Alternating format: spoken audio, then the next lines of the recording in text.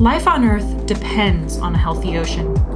Yet climate change, damaging fishing practices, pollution, and other harmful activities are increasingly threatening our fragile marine ecosystems. Less than 10% of the ocean is protected. Science shows we must protect at least 30% of the global ocean by 2030.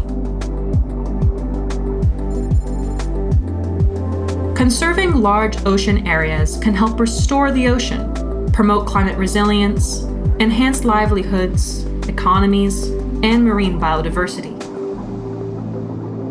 Success will require courageous action and collaboration at a pace and scale never seen before.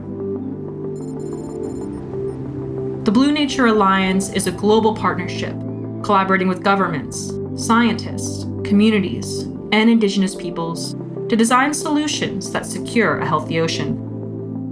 Together, we aim to protect 18 million square kilometers of ocean within 5 years.